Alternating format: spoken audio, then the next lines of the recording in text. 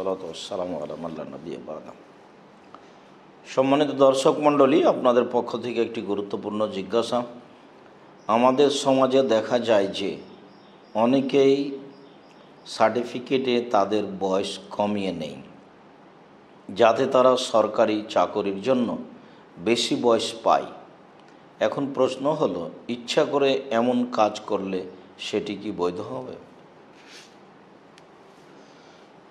সম্মানিত দর্শক মণ্ডলী, আমরা খুব ভালোভাবে বুঝতে পারছি যে যখন মানুষ তার বয়স সার্টিফিকেটে কমিয়ে নেবে, তখন যত অফিসে আদালতে তার এই বয়সটা ঘুরবে, সবাই জানবে যে এটা তার নির্ধারিত জন্ম তারিখ নয়। সে নিজেও জানছে যে আমার এই তারিখটা মিথ্যা দেওয়া আছে। তাহলে পুরো তার জীবনটা জন্ম তারিখ হিসাবে মিথ্যার উপরে চলে গেল। সে আইডির ব্যাপারে হোক, কোনো অফিস আদালতে হোক, কোনো ফর্ম পূরণে হোক, যতবার লিখবে, যতবারও পড়বে, ততবার তার অন্তরে ধাক্কা দিবে যে এটা আমার জন্ম তারিখ নয়। মানে মনে হচ্ছে যে জোর করে একটা মানুষকে অপরাধী করা হচ্ছে। মানুষ এটা বুঝতে চায় না যে মানুষ কত বড় মিথ্যার আশ্রয় নিচ্ছে। সারা জীবন তাকে মিথ্যার পরিচয় দিয়ে তার জন্ম তারিখটা লিখতে হবে। যখনই সে আইডি নাম্বারটাতে দেখবেন তার তারিখটা দিবে আইডিতে, তখনই তার মুখে মিথ্যা কথাটা বলতে হবে। রাসূল সাল্লাল্লাহু আলাইহি সাল্লাম বলেছেন যে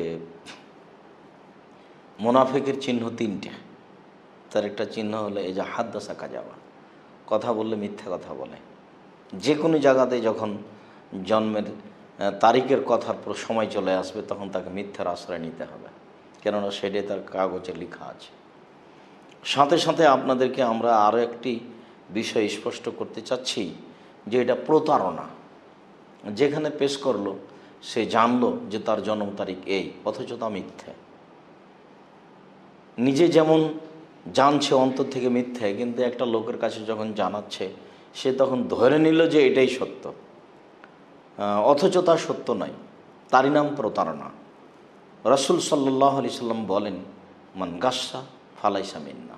কেউ যদি প্রতারণা দেয়, তাহলে সে আমার শরীয়তের অন্তর্ভুক্ত নয়। অপরদিকে রাসূল সাল্লাল্লাহু আলাইহি সাল্লাম কঠোরভাবে নিষেধ করেন, নাহা রাসূলুল্লাহ সাল্লাল্লাহু আলাইহি ওয়াসাল্লাম আনিল গারারে ওয়াল হাসাতে।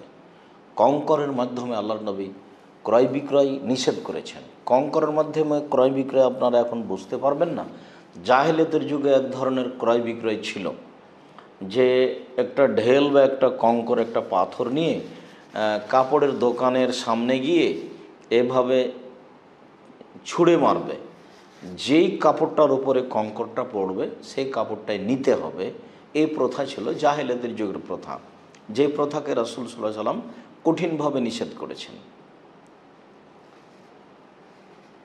সাথে সাথে তিনি ওখানে একটা নিষেধ করেছেন প্রতারণা।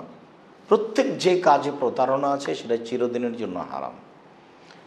একটা বস্তুর মধ্যে আর একটা বস্তু ঢুকিয়ে দিয়ে তাকে 2 নম্বরকে 1 নম্বর করে বিক্রি করা হলো প্রতারণা।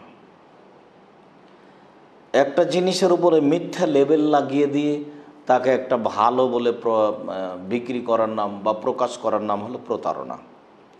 যার কারণে আমরা ওই যে কোনো কোনো এলাকাতে দেখা যায় না, পুকুরে মাছ মারে, সকালবেলাতে 100 টাকা দিয়ে টিকিট নিবে, আর সারাদিন ও ছিপ নিয়ে বসে থাকবে।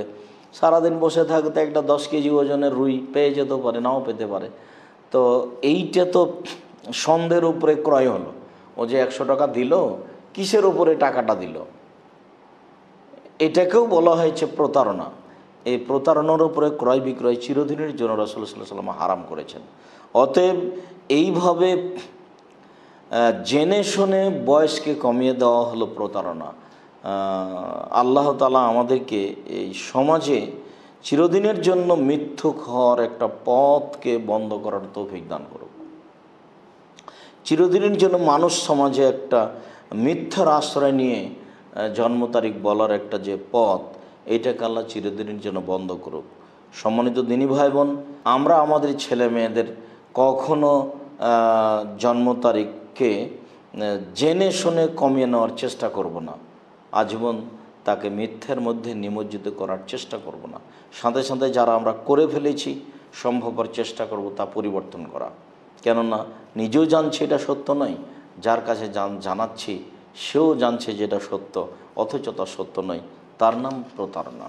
আল্লাহ তুমি আমাদেরকে এই বিষয়ে শক্ত হওয়ার তৌফিক দান করো। আল্লাহুম্মা আমিন। আল্লাহু আ'লাম বিস-সাওয়াব। ওয়া সাল্লাল্লাহু আলা নবী ওয়া সাল্লাম। আসসালামু আলাইকুম।